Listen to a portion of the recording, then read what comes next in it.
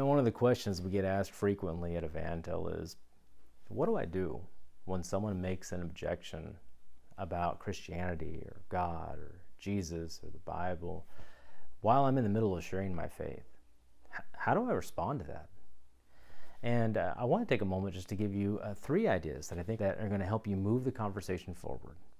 And so number 1 is ask a clarifying question.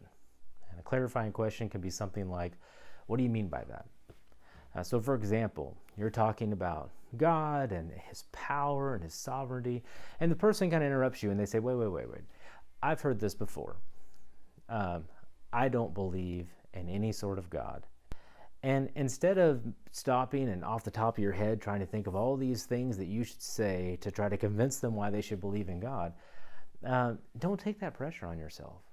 Instead, ask them to explain themselves a little bit. And ask them, what do you mean by that question? Like, can I ask you what you mean when you say God? And sometimes, and often is the case, someone will say something like, well, hey, I just don't believe there's some old man up in the sky watching our every move. And that gives you a lot of really helpful information. You were just about to start giving all these reasons why you should believe in God, and now you've just realized they're not even talking about the God of the Bible.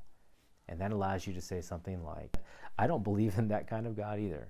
Can I tell you about the God I do believe in, the God of the Bible? And it moves the conversation forward just by asking a clarifying question like, what do you mean by that? Secondly, another tactic that you can consider using is to acknowledge the objection and then keep the conversation moving forward. So maybe you're quoting some scripture to somebody as you're maybe taking somebody through the Romans road, or you're presenting the gospel in some way, and they say, oh, you know what, I don't believe anything that's in the Bible. It's so full of contradictions. And instead of immediately, again, off the top of your head, trying to explain to them why the Bible doesn't have contradictions or why the Bible is trustworthy and giving all these reasons and evidences, you can instead just acknowledge the objection and keep going. And how you do that is just say, hey, I hear what you're saying and I definitely want to get to it, but please allow me to continue first to get to the gospel. Sometimes this person has asked this kind of question many times to many people, and because it creates a rabbit trail that someone runs down, they don't ever get back to the gospel. So they've heard tons of answers to their objection, but they've never heard the gospel. So acknowledge the objection and keep moving down the gospel.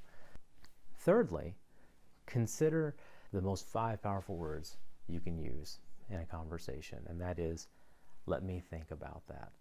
So say you acknowledge the objection and you continue with the gospel, but after you're done presenting the gospel, they then come back to their objection and you are stumped. You get to use these 5 powerful words. You know what? Let me think about that. And what that does for you is it tells that person, hey, I hear your objection, and I want to give it the time it deserves to think about it and get back to you. Maybe you can say something like, okay, I've never heard that before. Let me think about that. Can we set up a time maybe next Wednesday, or set up a phone call maybe a week from now, or have an email exchange in the future? Any way you want to get together or communicate. And it gives you that time, however many days it is between the meetup or the next communication, to talk to a pastor, a mentor, a Christian friend, check out a resource from the library, look up something online to give you some information about the objection that they have, so that you can go into that next conversation with confidence, knowing that you now have something to say to add to that conversation to help move them down the line toward the gospel. So 3 things to consider doing, and all 3 of them I think are going to be very helpful